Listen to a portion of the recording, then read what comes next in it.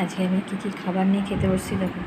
এখানে আছে ভাত, পান মিশালে একটা ছেঁচড়া মাছের মাথা দিয়ে, আর কাঁকড় ভাজা। আমি যদিও খুব অল্প নিয়েছি, কারণ কাঁকড় ভাজা খুব বেশি খাই না, এই 2-3 টুকরোই নিয়েছি। আর এটা হচ্ছে আমার সবচেয়ে প্রিয় একটা খাবার, সেটা হচ্ছে মাশরুমের তরকারি। আমার ভীষণ ভালো লাগে, তা খেয়ে দেখি কীরকম লাগে। চলো শুরু করি তাহলে। আগে ছেঁচড়াটা দিয়েই খেয়ে দেখি।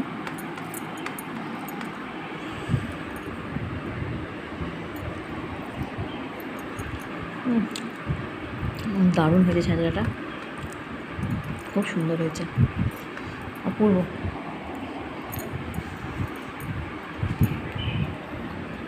একটু মাশরুম ভাজা নিয়ে, এটা খুব গরম, এই মাত্র সব দুটোই নামালাম তো।